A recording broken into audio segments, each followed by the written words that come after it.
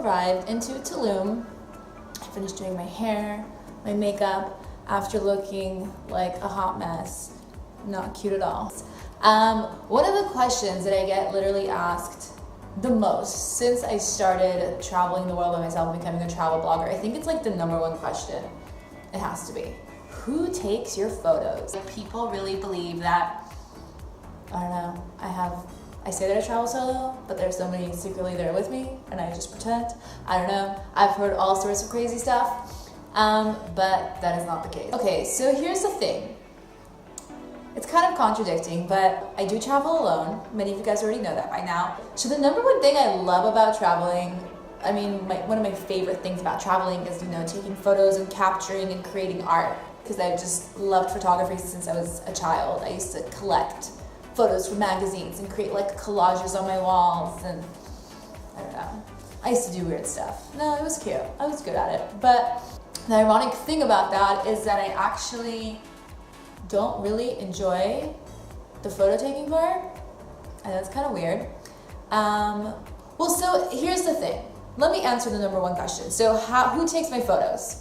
So there's a few different ways of doing this. Okay. #1 is you ask like a tour guide, like you're on a tour and you're like, hey, like, can you take my picture? And like they're gonna take it because you paid to be on the tour. That's one, but you can't be like too picky.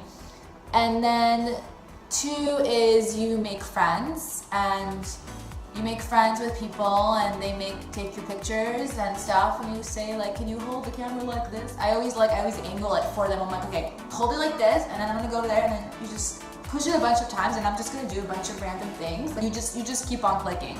And they're like, well, I don't wanna take too much. Don't worry. As we speak, I have 43,000 photos in my phone. So that's another way. And I mean, I guess there's other ways. I mean, you can do a selfie stick. I'm not a fan of pictures with the arm. Ugh, I think it's so tacky. That's just me personally.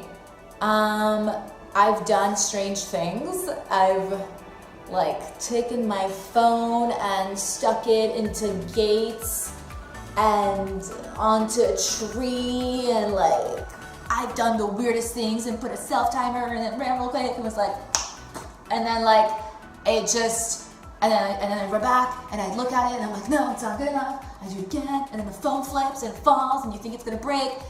I mean, honestly, it could be easy and it could be hard. My favorite way is just making friends and just having somebody take my pictures.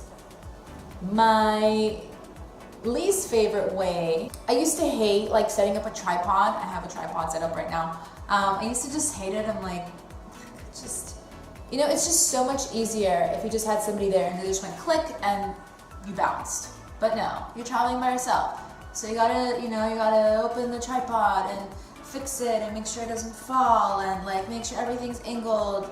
And it's, I'm not a fan of that. I'm very like chop, like let's keep things moving. Okay, so I guess the more logical, realistic way of doing things is setting up a tripod.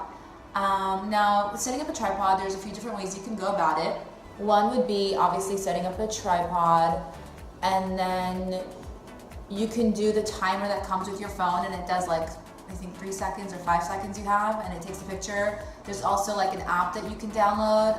If I find it, I'll put the name of it somewhere at the bottom maybe, where it just takes a bunch of pictures like every 5 seconds. Most effective way. So for a while I did the timer thing, not into it. It's like running back and forth like a yo-yo, not cute. So the most effective way, most recently, I've just came to realize that it's doing it with like a remote control. There's like these little remote controls that work on Bluetooth, and you just push it. So you set it up and you hide it. And you click, and it takes your pictures. So here's the thing that I don't like about this whole tripod situation or just doing pictures when like you're just completely by yourself. The reason why I don't like it is because people stare at you and you look like you're crazy, and it really takes time to get used to it.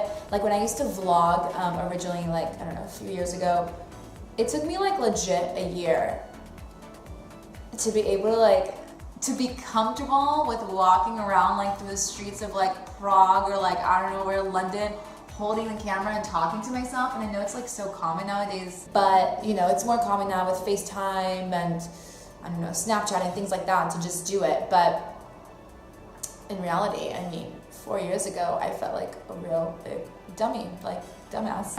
Like filming and talking to myself, it's just, yeah, it's just odd. It's odd. It's not, I don't know. And so now I'm kind of, I've overcame that fear of like talking to myself, like walking down the street. I'm totally okay with it.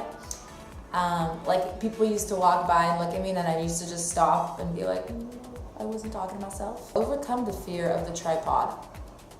It's just weird. You just like set it up there, you're taking pictures. In your head, you know exactly how you need to look to take those pictures. Sometimes it might be with your hands up in the air or whatever, but like, it's a weird situation.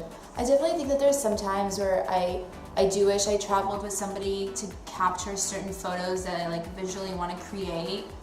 I feel like you have to have somebody there to take certain pictures and certain angles and certain things, but you know, I feel like, I don't know, I picked this niche. Like, this is me. Like, I travel by myself. Like, there's people that travel with, you know, couples or friends or whatever, but like, I travel by myself. So I really try to make the best out of it. Yeah. Hey you guys, so today I'm going to show you how to take your own photos.